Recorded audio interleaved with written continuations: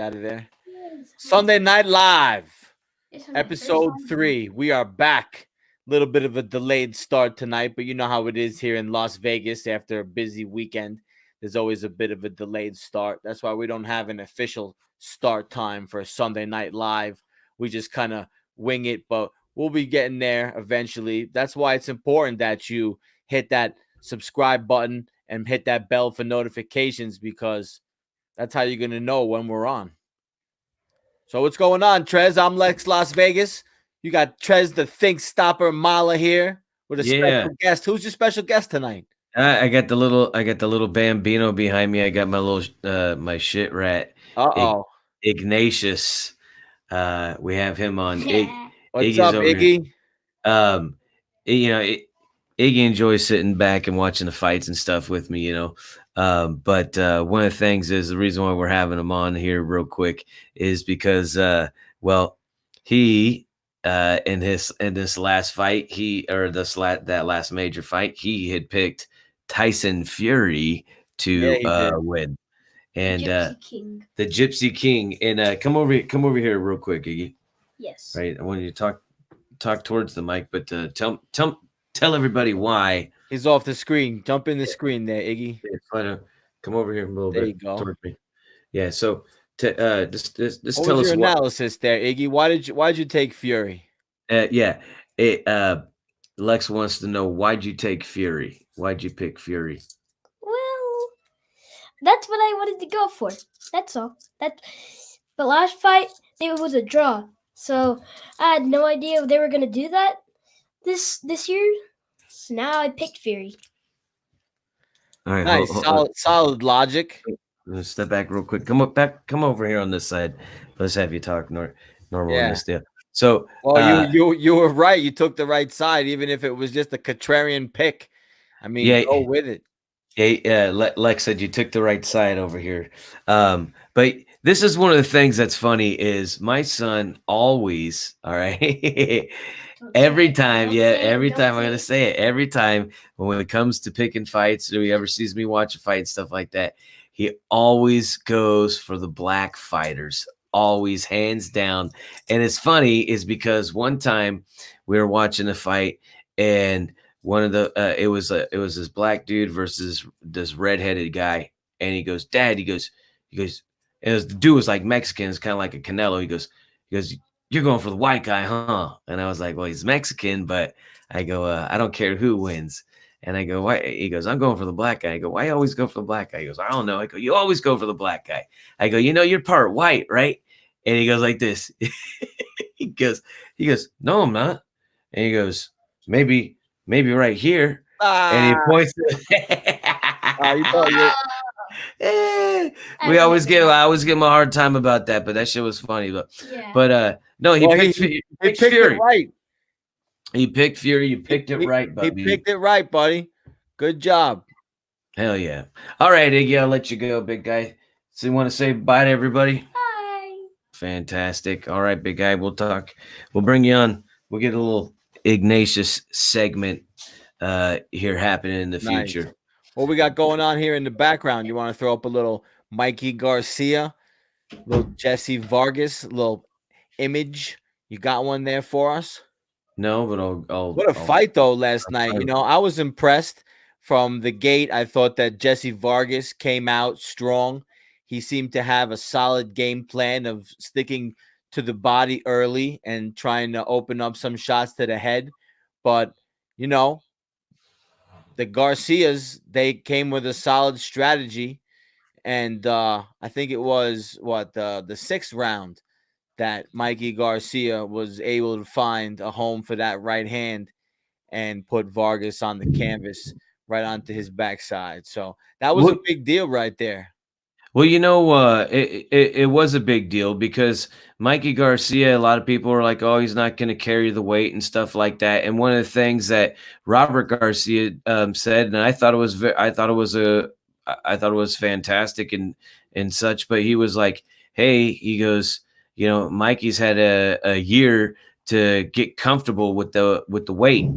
He's like, Mikey's had a year to kind of get used to that body. And that's exactly what we saw right there in the fight. We saw Mikey Garcia actually comfortable when it comes to um, when it comes to the weight at 147.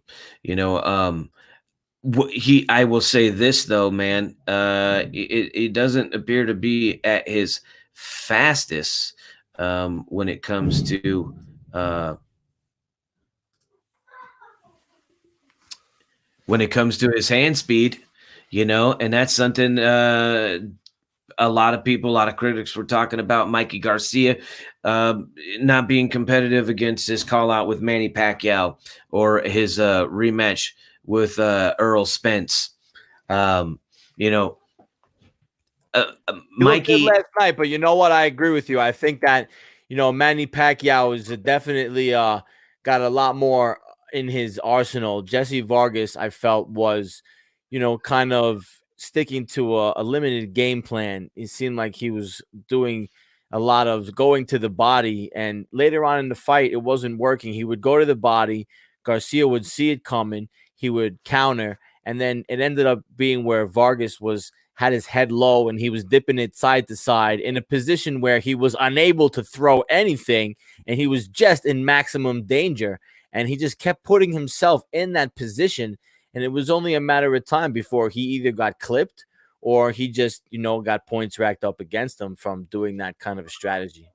Well, one of the things, when we were watching the fight, one of the things that I saw, and it was Jesse Vargas. I thought he set a good pace. I thought he was fighting on the end.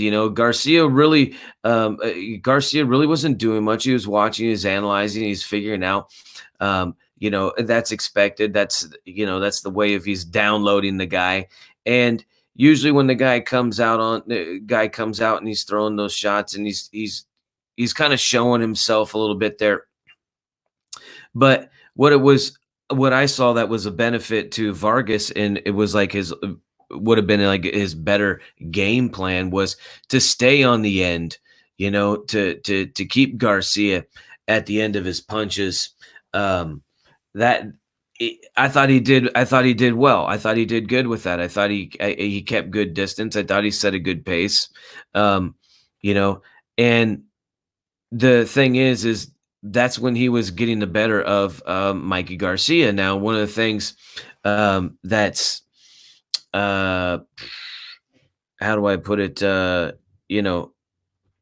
Where I guess the wheels fell off for him is he started getting into that more of a, like you mentioned, the head movement thing, and he wasn't staying at a distance, and he started, maybe it was a lack of focus, maybe it was maybe it was just his way of trying to conserve energy, not keeping the hands up and fighting at that distance, keeping that body taut, you know what I mean?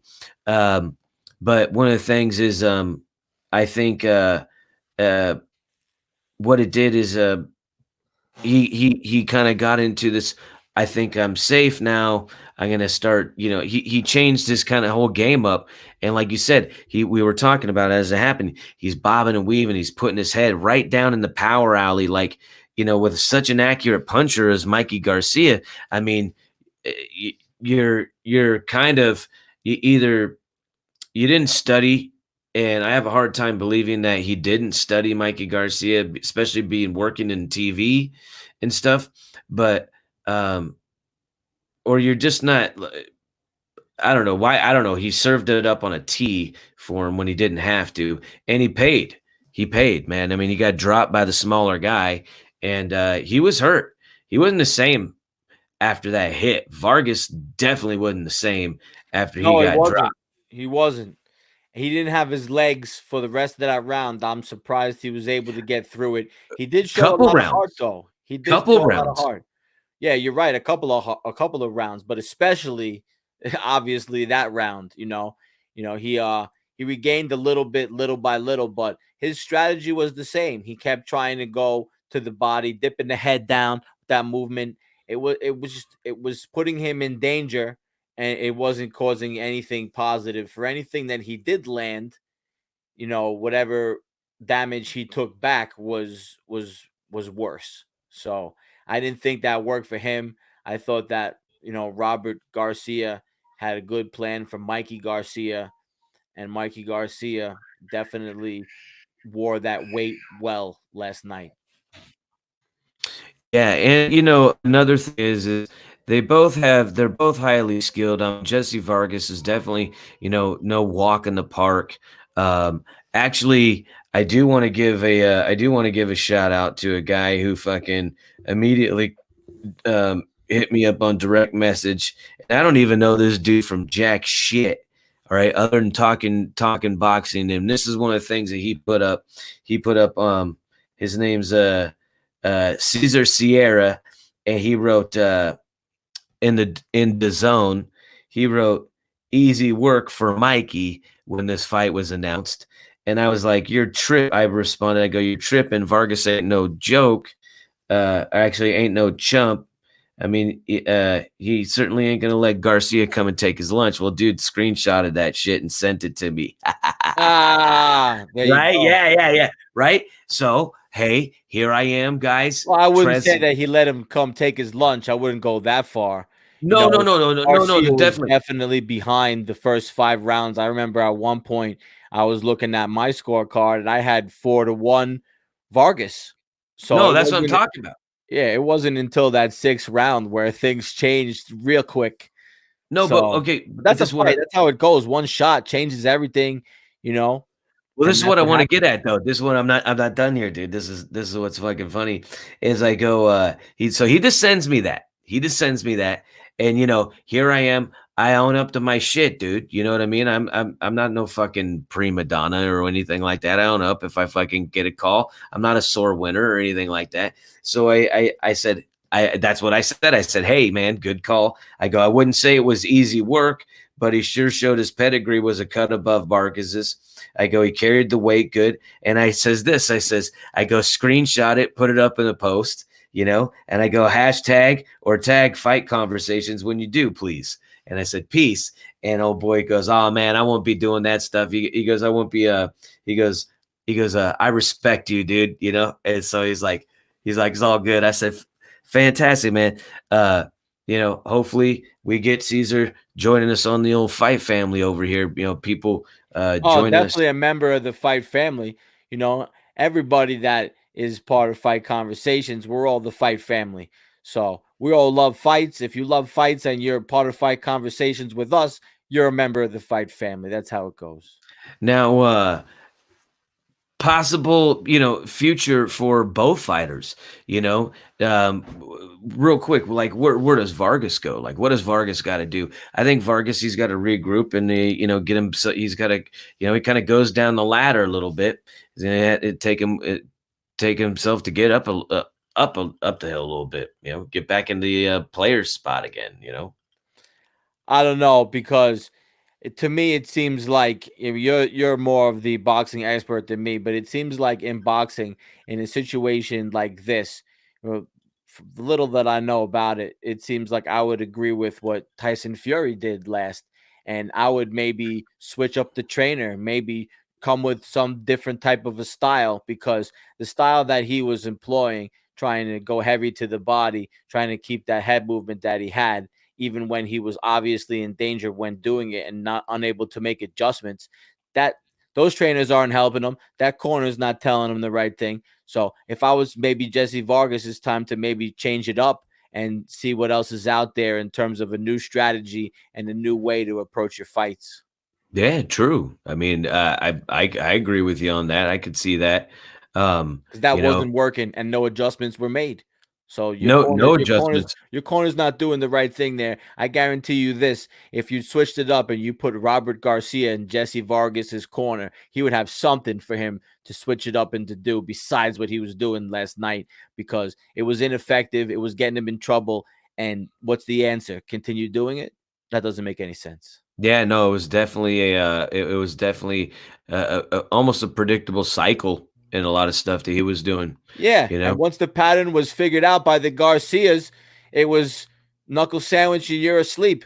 And he's lucky that, at the end of the day, he's not facing Deontay Wilder, so it's not knockout power.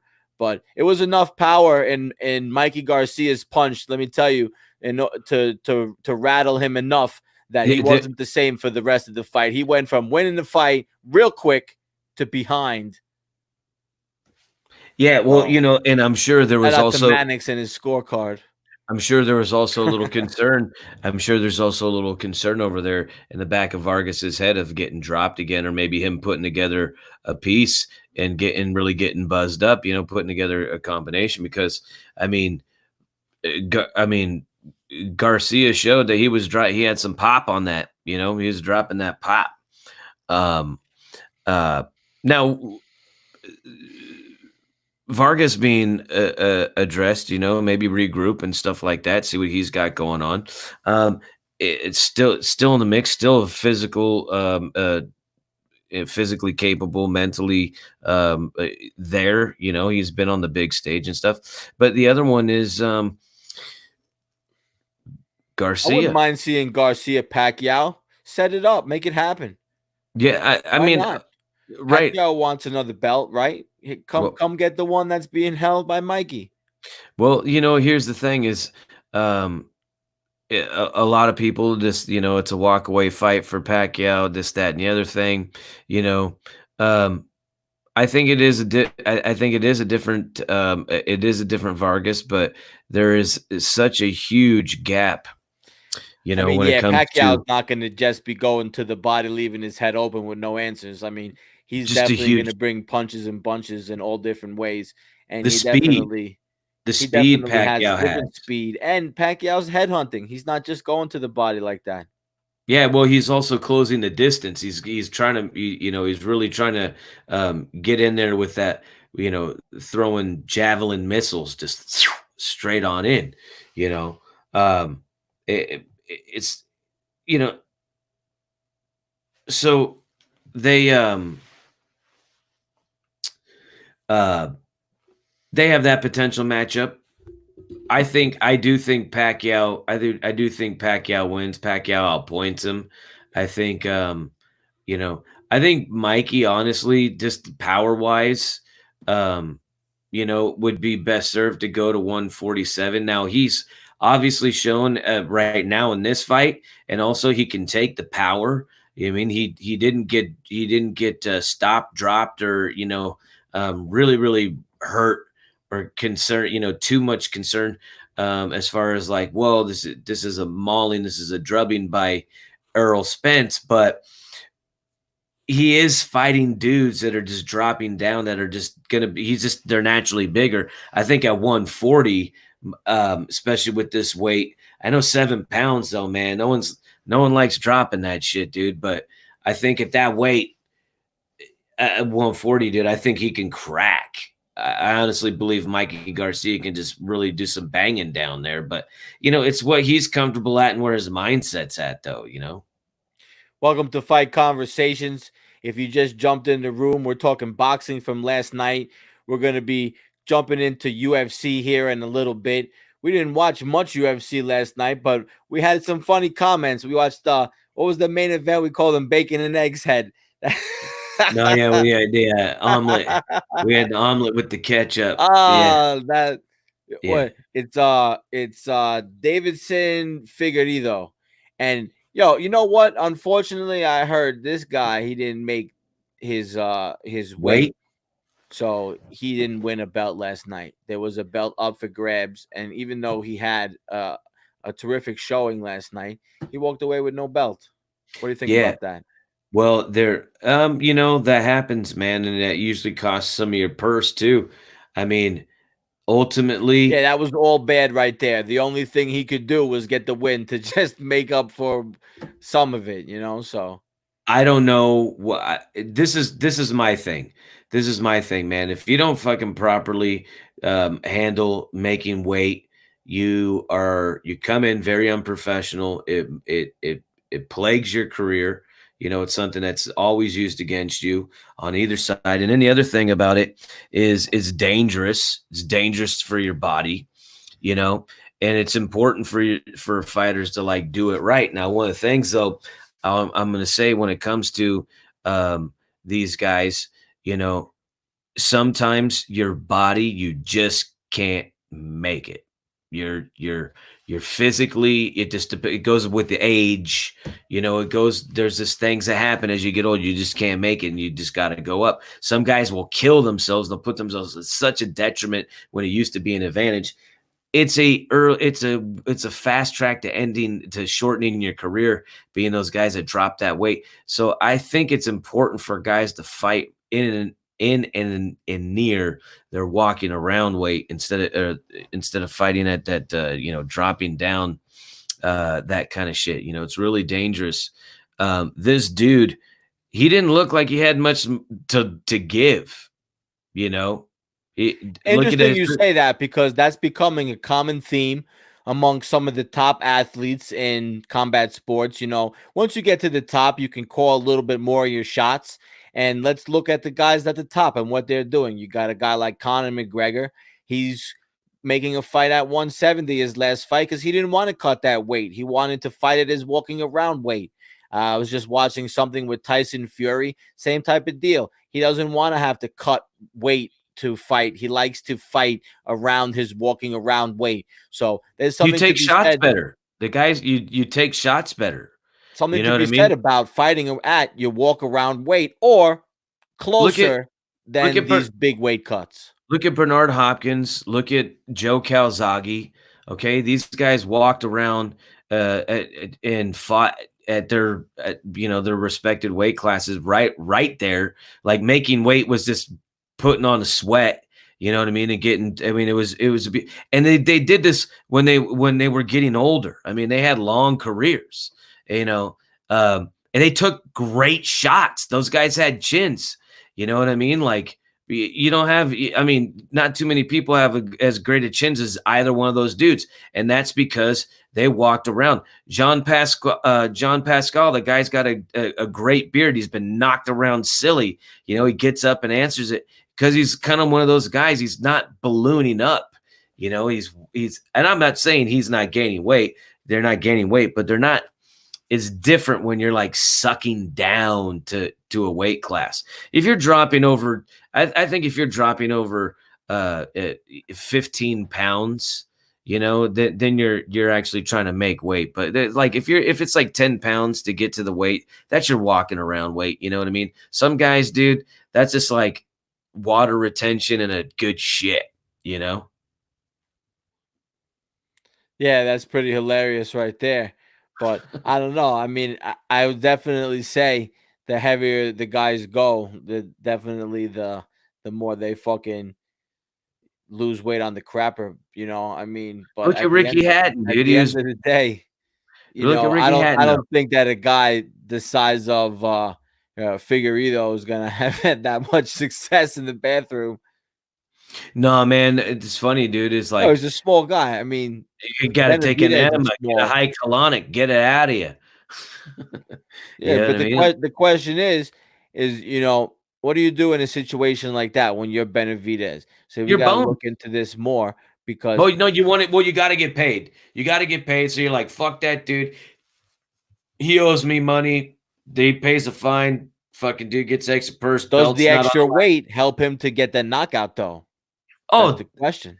definitely, because you See, didn't but have there to. you go. So now you're Benavidez. You didn't You're have to one make that step stress. away from a title, and now you're knocked back down because somebody else had an unfair advantage against you in this fight. So that's where it becomes a difficult position, especially a guy like Benavidez. He's a small built guy to begin with, stature, frame wise.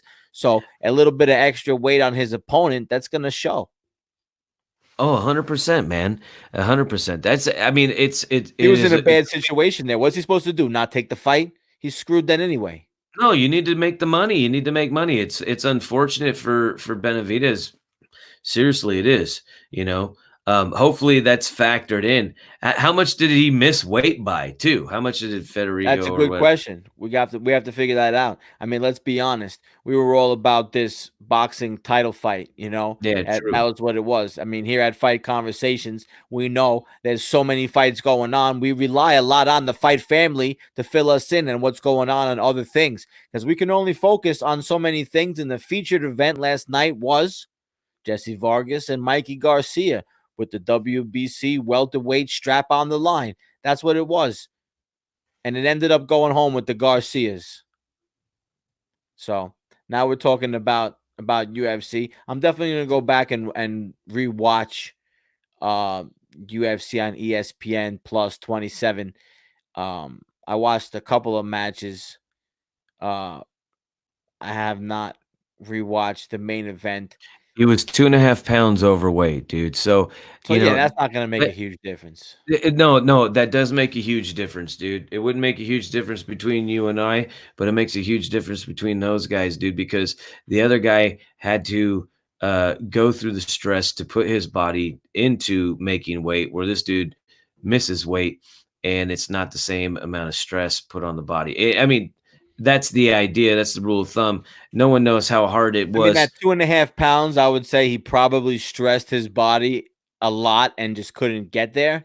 I don't think you're gonna say at 2.5 pounds that he didn't have any stress Benavid- because he Benavid- obviously he only got to within 2.5 pounds, probably from a lot more. So he definitely had the stress. And Benavidez is small, so I don't think that he has too much to do with a weight cut. Well, right here they say that Benavides gets 30%. Will receive 30% of Figueredo's purse on Yeah. that. Does that also include So his? it's the Does trade that off with also the include his win bonus? it's the trade off with the devil too. You know what I mean? Yeah, I don't know. That would How does that exactly work? Does that dude. include? Does that Did he include get a the win win bonus? bonus?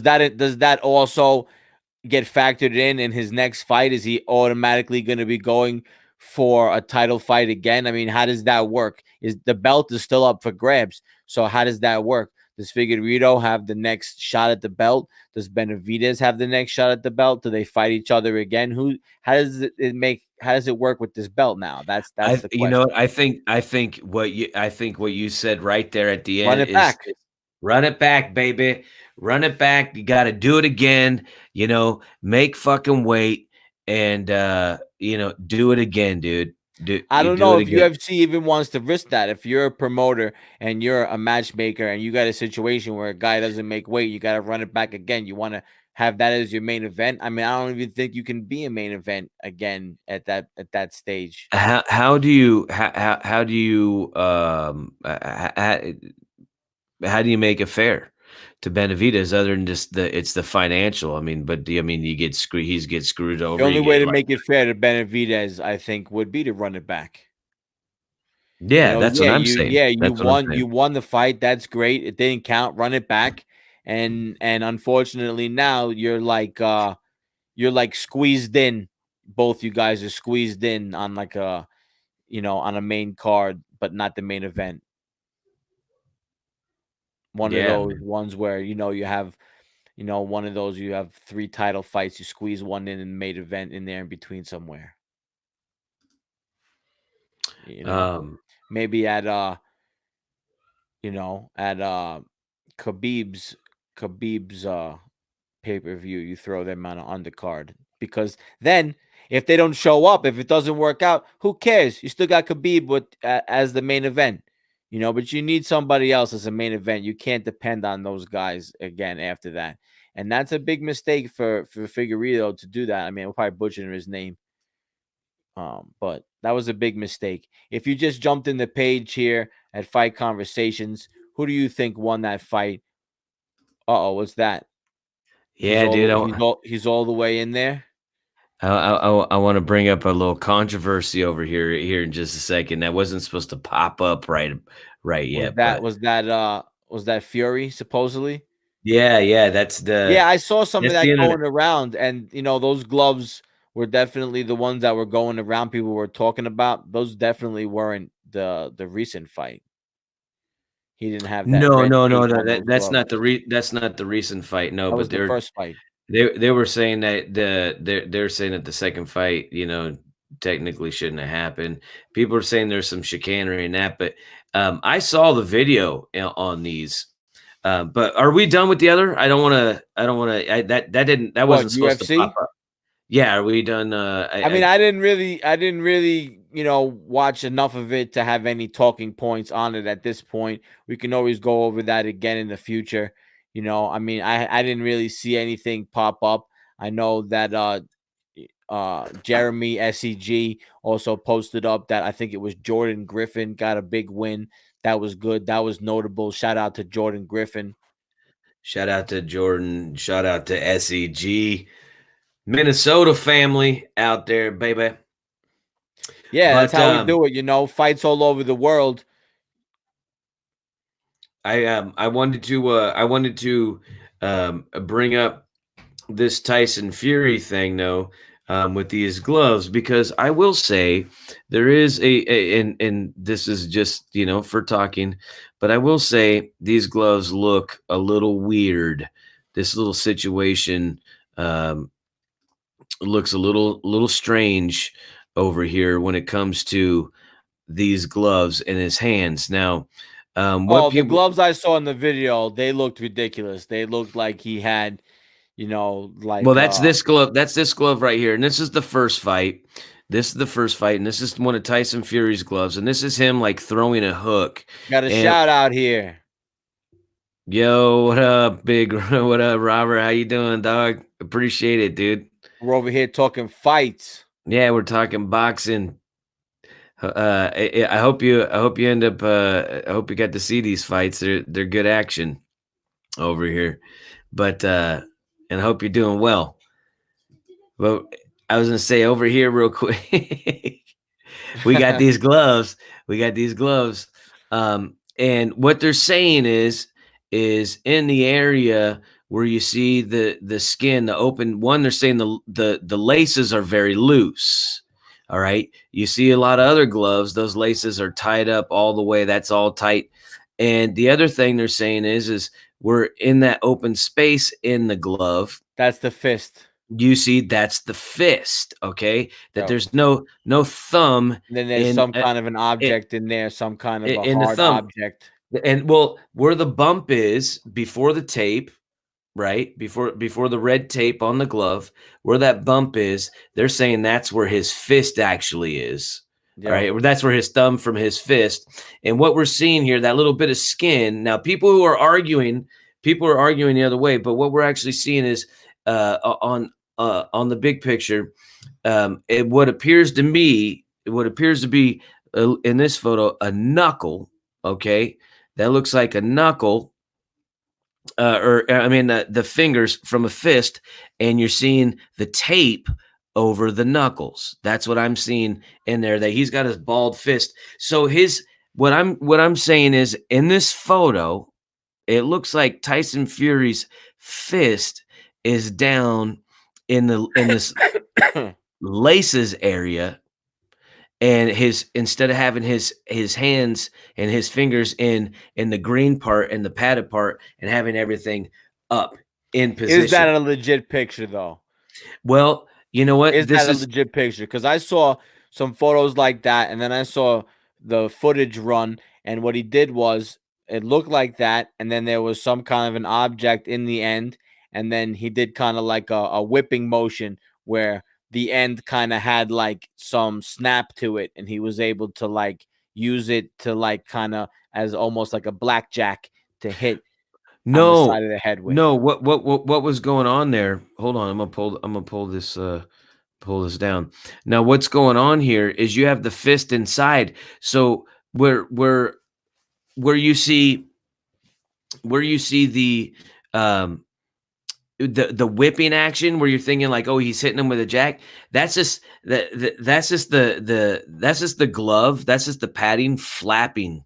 All right. That's just the padding. What's actually happening is he's got a bald fist and he's hitting him kind of open. He's kind of hitting him with this part of the hand, kind of like a smack. So he's flicking out that jab, and then the gloves is flopping on the end, right, when he's doing that. And then when he's hitting him, when he's coming across, he's hitting him like with this side. Maybe he could be turning it over and hitting him with the knuckles. Okay. Either way, you're saying that he's hitting him without padding. Yeah, exactly. And he's hitting him. That's what they are saying. That's what's actually being argued over here. And this has a lot of people heated, Oh, that would be a gypsy trick now, wouldn't it? wouldn't it? Now, here's one of the things. Those laces are Welcome to the booby extremely snatch loose. in real life.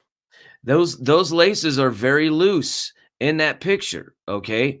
Um, Now the other thing is there's other pictures that I've seen where people have a different angle, and it actually shows. Well, it's tough to say on this, but the glove this way, and you can see how it's loose, and the tape is separated going across, and the glove it appears to be like slid up, like it's further up, like he has a longer forearm. Again, I'm not saying this. This is what people are talking about, and I'm not afraid to have the conversation, talk about the stuff that makes people feel uncomfortable when it comes to this. When you see that glove flicking, though, when he's doing that, when he's snapping that jab out, and that thing's has a different like movement to it. Floppy. Yeah, it has a flopping, and Flapping. it that's Flapping in not the normal. wind. Just That is flapping in the wind. It you shouldn't can't do say it's that. It normal. shouldn't be able to do that. When I think of gloves, I think about Mike Tyson, how he used to, try to press that into his knuckles And here's the as thing, though. much as Here's the thing, though, possible. Lex. And thinking about a tight fit in that glove, a nice tight fit. To Well, have a dude, floppy glove like that, that's seeing how open that glove is, and seeing how he was he was like smacking. That's like an open hand slap. Like the referee should have been like, "Hey, you're not allowed to do that. That's an illegal punch." You know what I mean? Like you're not. They say close your fists. Because guys will slap. Sometimes that can cause cuts. That the leather smacking the skin. You know what I mean? It's like there's tricks, dude. People don't understand, man. Guys, they're gym rats. They stay in the gym. There's ways of hurting people. There's ways of like like a there's ways. rat tail. Like Well, hitting yeah, somebody with a but rat tail. dude, there's ways of like throwing a jab and missing to where your elbow pops them in the eye. You know Oh, what I mean? There's Mayweather's like the man at that. yeah, I mean, there's tricks. I mean, B-Hop was excellent at that. You know what I mean? There's small nuances. It's not just hitting the guy on the hip. It's not just chip, chip, chip. Sometimes you hit him instead of just punching and snapping back. You hit and you just give a little twist, like you want to hurt the skin. You know what I mean? Like there's just things to do, and doing stuff like that. That's those things to do, guys. Find a way. I mean, it's almost like in prison, dudes just find ways to just do fuckery type shit. When some Hey, of look, these, the old saying, where there's a will, there's a way. yeah, man. I mean, dude, my That saying gramps, came from a fact. That was a truth fact. my gramps used to say all the time back in the day, if you're not willing to cheat, you're not serious about winning. At the very least, you got to be willing. And some people aspire, some people do. Some people think, some people never execute. Some people, they have the audacity. That could be one of those Well, things there's like, all oh, different levels to cheating, I mean, nobody's trying to be like the Houston Astros and be wearing buzzers and having your chest buzz off like crazy so that you can hit a home run and cheat everybody out of, hey, everything in the World Series. So, I mean, that's another level there. is it a meme, or is it like, is it real that their fighters are I mean, they're fighters. They're getting plunked. They're getting Uh, the batters are getting they're getting drilled, the Astro I mean, batters I'm not in down spring there in training. spring training, but that's what I'm hearing. I'm hearing it's happening. I mean, I Oh, don't dude. know. I don't know how much, but I mean, at the end of the day, I don't think we're gonna see. I don't think we're gonna see enough of it that they'll get what they deserve, because that's not gonna happen. Major League Baseball is gonna protect them. The players are gonna get in trouble for hitting them, so that's not gonna happen so much. Oh yeah. Well, hey, But it but is what it is. That's not what we're talking about when we're what do you talking think of about these gloves, cheating. though, Lex? What do you think? What's your take, though? What do you think about these I think I suspect agree gloves? with what you're saying. I agree with your grandfather. If you're not willing to bend the rules a little bit, I think that's the key right there in my mind. You have to be willing to bend the rules, not break the rules. You bend them a little bit, but that's why in baseball and in other sports, there's a little bit of bending the rules that's accepted.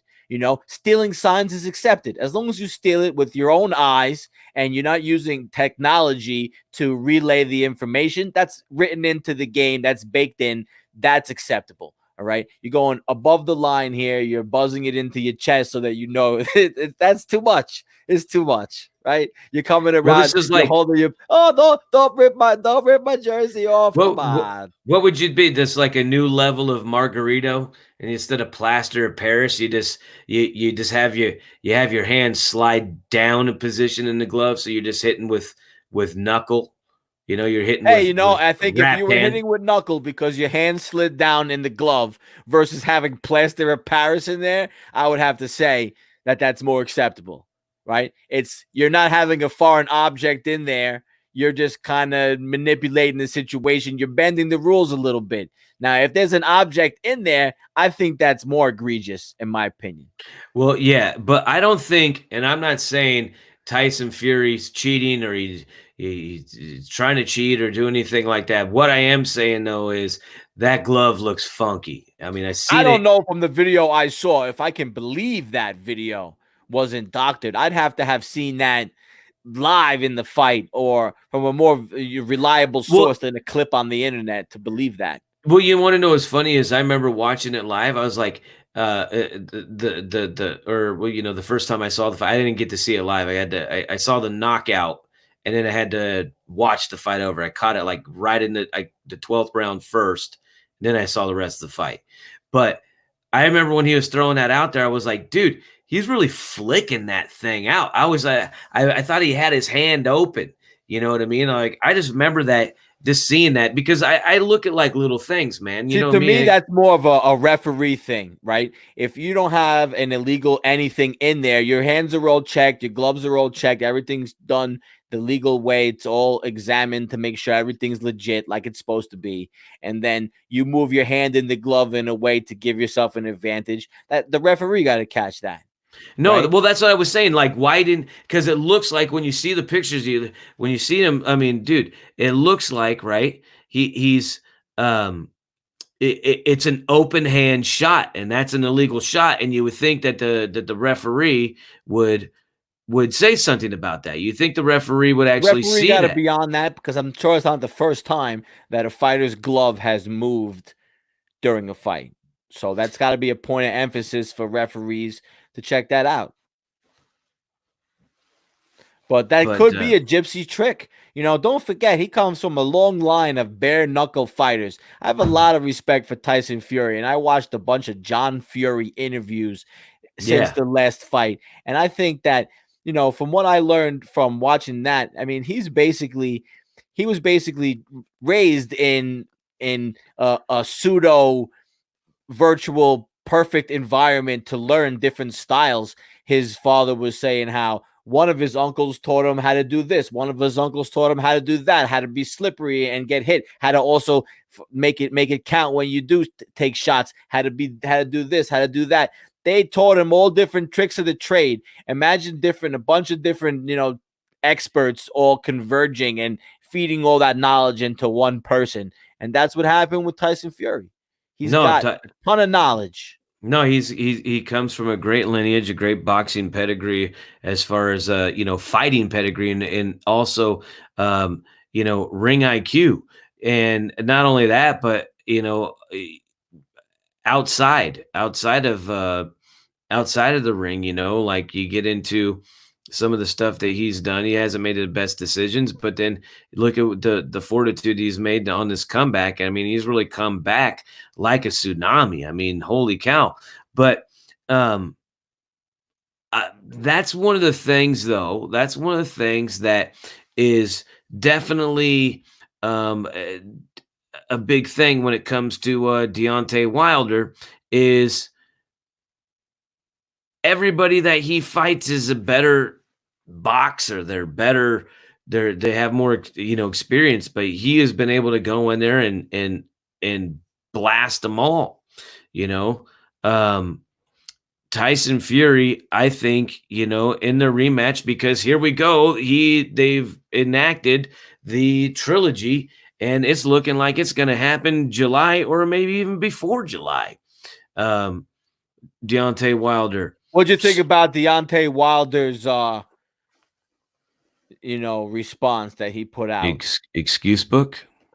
Well, let's call it a statement, right? He made a statement, right? And what do you think about his statement that he made? His statement as far as him coming back? Well, I mean, Or the statement that he just released, the public statement, the little clip that is circulating around the internet, being commented on in every boxing group and chat room and Facebook. when his statement when he comes back and he says your king is back, or whatever, he's doing all that shit, that you're Yeah, talking about, that that one. one. Yep. To me, that ain't nothing. Affirmations. That ain't nothing but affirmations, baby. He's just sitting there and probably was talking into a mirror, talking about, trying to hype himself up. Hey, man, do what you got to do. He was talking about in one interview how he summons demons and shit, dude. That symbology, man. I mean, that type I of couldn't stuff imagine. works for people that don't dig deep into the details, right? The details of what's going on is all the outfits, all that stuff is not going to help when it comes to the X's and O's of the fight. Well, the thing is he's saying that it was a 40-pound, for a 40 or 45-pound costume. One of the things, remember, I always talk about, I like fighters to have sweat, like fighters to have a good, glow going on before they get in, because they're warmed up, they're ready to go. Well, because I have this thing. I'm a ring announcer. I like doing ring announcing. I like watching ring announcers, and I was watching the ring announcing of that. I have a massive respect for ring announcers, and I saw Wilder, and I was like, bro, that's not that kind of sweat you want to see. That's the sweat that was like that looked like the sweat of exertion. And he had it on his forehead, and he had it on the center of his chest. Watch it again, and you're like, whoa, those aren't beads of sweat. I mean, he's got like raindrops over here on him. And I will say this, though. This is what I'm gonna say. This is one of the things I'm gonna say. His legs after the first minute of the second round looked shot. Why, I don't know. I have no idea. But he looked, before he even got dropped, his legs already looked shaky. They're going for a trilogy.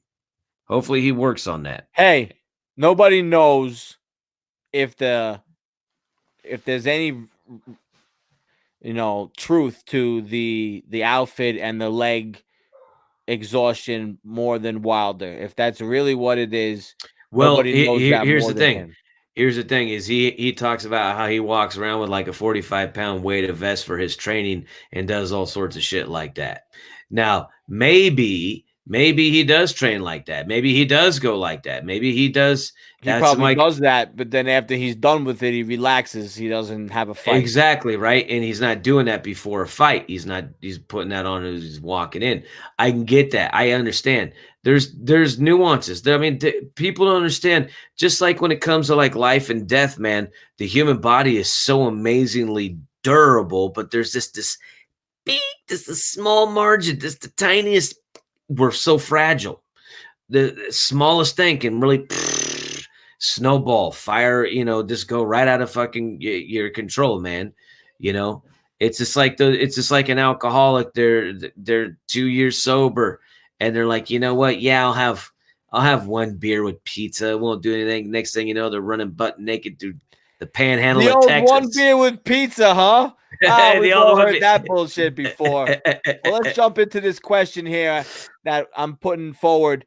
Adesanya versus Romero. This is our new event that's upcoming this next Saturday night. We'll be doing this one live from Chonkla's Cantina on the live stream. What do you think? I'm gonna go with what my potential I think is the favorite, Adesanya. Don't give a prediction yet. Just give a breakdown and give what you think, because as we found out, things happen during the week that change True. coming up to it. You never know what's going to happen. Romero, we could have some new news. I mean, that wouldn't really probably affect your Adesanya pick, but Well, I was gonna say you can't count out Romero, man. I mean, the guy is just so high level in he's just a physical specimen, and he can do just amazing things. He's explosive, but the thing about it is, it's like on those major fights, he just doesn't really. Am I wrong? I don't know. He doesn't really end up on the winning side on the ones that like they really that would get him over, that gets him to the you always hear about this, and I don't know if he's that guy. I don't know he's if, an excellent wrestler, but he's hold on. always trying to go for the striking victory. And Well, he's not as focused as he should be, but he definitely has the physical ability to get it done. The question a lot is, of people. I was gonna say a lot of wrestlers, they're like that. A lot of guys that they ground fight, they fall in love with the punch, especially if they got a knockout or two with the punch. But what I'm getting at is like getting over like on the big fights, man, on the ones that would like make them, that would like solidify him. Because there's always the well, guys. he's been called Hold on, this out is what on I was this saying. one. Hold on, let me finish what I was saying. This is what I was trying to say. Is there's always the guys who everybody has the highest level of respect for. They do all these amazing things, but they just don't. Whether it's in like tournaments, they do great things like just jiu-jitsu tournaments, or they just do amazing things in the gym. And this goes with boxing too. They just do these amazing things. Like, oh my God, they're like, oh my God, these guys are amazing. But then when it comes to when it's come time to rise to be on the big show, to do it at the moment you need it the most, they never fulfill that. And I make think an argument Cowboy is one of those guys, and it happens to a lot of guys, because but Cowboys also capitalize on really big moments though too, though. You know what I mean? Like not for a title. Nah, true. We're talking about a big moment for a title, not just a fight where it's a big moment. He's definitely come in last minute. You can say those are big moments. He's come in and gotten a win last minute. That's a big win for him. But in terms of the title, he hasn't been able to get that done. And it's tough. I mean, you saw last night with Mikey Garcia that you need that focus if you're going to be a champion. You have to be focused. Mikey Garcia had very little success through the first 5 rounds. He stayed focused, and it ended up working out. He ended up landing that one shot that changed the fight that he was looking for. So, well, it wasn't just one of the things. It wasn't just like he landed that shot. Is he started like making things happen after he like downloaded. He saw what his opponent had, and he saw where he could fit in on his opponent's vulnerabilities. And that's one of the things that I'm seeing here with Adesanya versus Romero. You get the sharper, you get the younger, you get the more equally as creative. You can't say that Romero isn't creative. Oh, that guy's fucking phenomenal with doing explosive, improvised stuff. But I think Adesanya, I think he'd be. I'm just leaning with the skill set, as well as like the dynamic of the newer, fresher, what has the poise, right now, the momentum Sportsbook agrees with you. The momentum of going. Sportsbook agrees with you. You're getting plus 200 and change for Romero, right? So you get a 2-1, Which is a good underdog. bet. I would take that. Way I see it going is Romero's greatest chances are early in the fight and late in the fight. And here's why. Because late in the fight, Romero, you can make an argument that he's actually more dangerous than in the beginning of the fight. In the beginning of the fight, he's explosive. You know what he's bringing. You have to get away from that. Later in the fight, when you think that he's lulled to a slow grind, when you think that you've got him subdued, when you think that he's slow, that's how he caught Weidman. That's how he's caught some other guys with a quick burst all of a sudden out of nowhere, late in the fight when you're not expecting it. That burst that he's able to come with is more than normally a fighter would be able to burst with. And that's why he's so explosive. as well as early. What do you think with like all them muscles and him getting tired with the pace that Adesanya sets? Romero That's is why he known for seems like fighting at a he's good so pace. slow. That's why he seems like he gets so slow.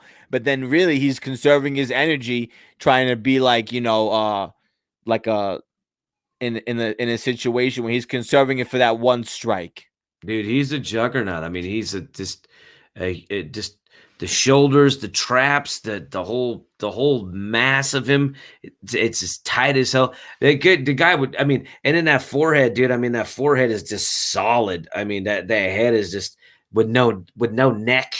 I mean, you could just bam, just battle ram right through the hardest of granite with that dude's fucking head. I But think I see Adesanya going the distance in this one. you think you see him going a distance? You don't see you don't see a striking. And here's one of the things is where do we see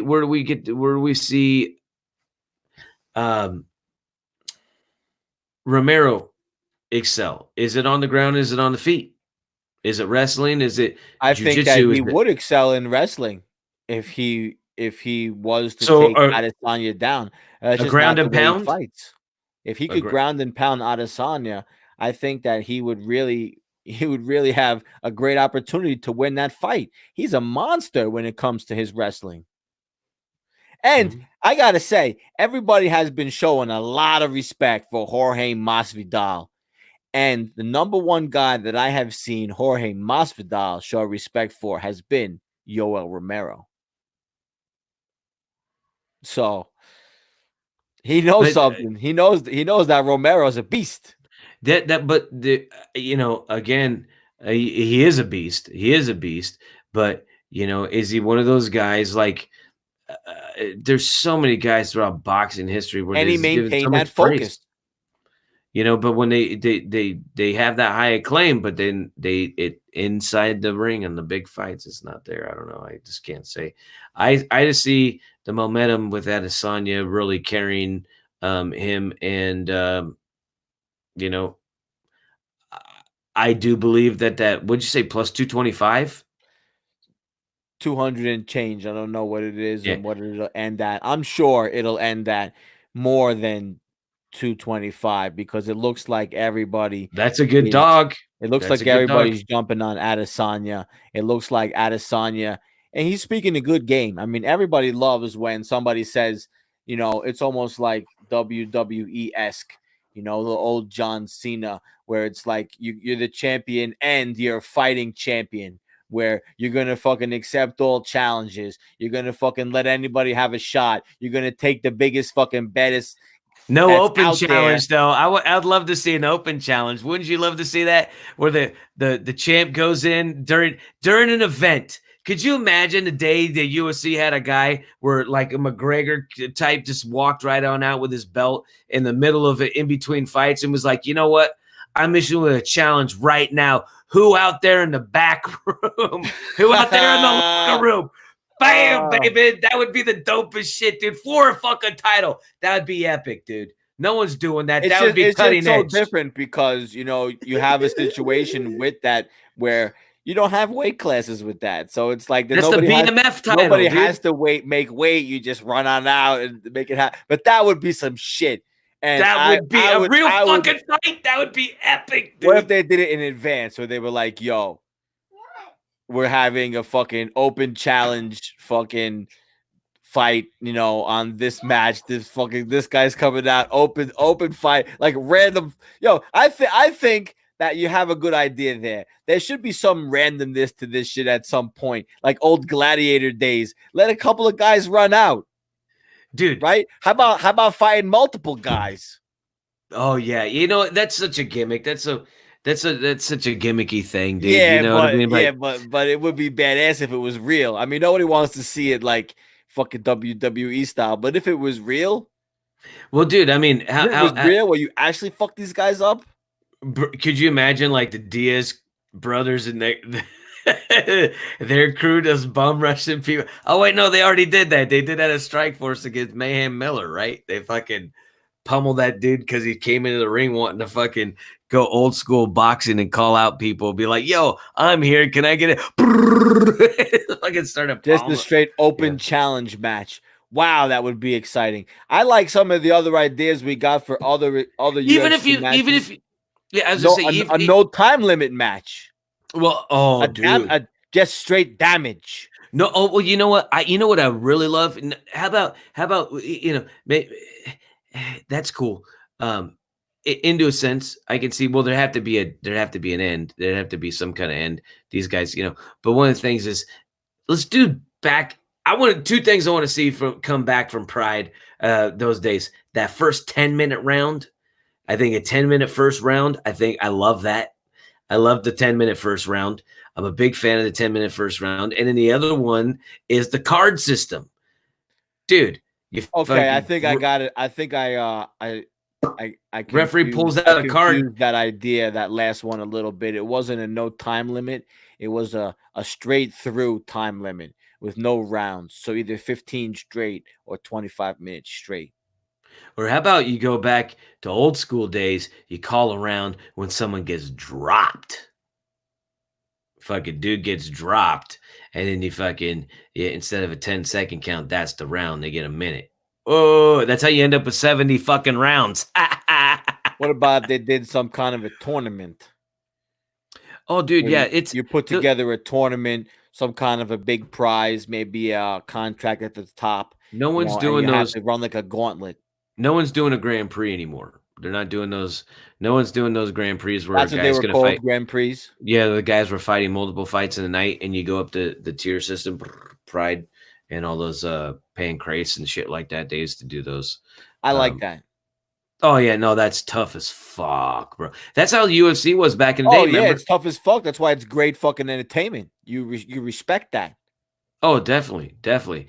It's a different game though now. I mean, it's also packaged. The fight game is also packaged to a point where it's just supposed to be like, here's our block of time, and then get out, spend money after this, or you know what I mean, like. Well, that's a Vegas mentality. I'm sorry, that's a Vegas mentality. We want this thing done, over with, and get the fuck out there and get on the tables. Over with by 10 o'clock. The club's Yeah. open at 10:30. Bam. That's how Bam, it is. yeah. Everything is in the system. Everything goes in a cycle, But at the end of the day, I think we have some good action coming up this Saturday night at Chonkla's Cantina. Anybody out there that is in Las Vegas, you should definitely come down and watch the fights with us. We'll be doing the live stream commentary fight companion. Yeah. Down there, every fight we try to get up and do. If I'm in town, we're doing it. If I'm not doing a wedding or something, or booked for a show, it's fucking happening. I'm even telling my bookings I'm booked Saturdays. Yeah, because at the end of the day, I'm a fight fiend, baby. It's a way of life. It's a lifestyle. It's the fight lifestyle. We're into it. The fight family. We thank everybody that comes out, as well as tunes in to our live streams, as well as supports our channel, our page, everything we got going. It's just the beginning. This is just something that was just originated only a few short months ago at the beginning of this year. So we're going to keep it rolling. This has been episode 3. Sunday night live. Sunday night live, covering the Saturday night fight recap and the week before. But we got exciting fights coming up. I'm excited. Can't wait. Gonna get down and boogie. I got some tacos waiting for me right now, so I'm ready to. Yeah, baby. About ready to get down and boogie on some tacos. All right, well, thanks everybody for joining in. If you're still with us, make sure you hit that subscribe button and definitely hit that bell for notifications, because we're going to be bringing a lot more videos, and we're definitely going to be live Saturday night at Chonkla's Cantina. I'm Lex Las Vegas. I'm Trez Mala. And this has been episode 3 of Sunday Night Live. Peace. Peace.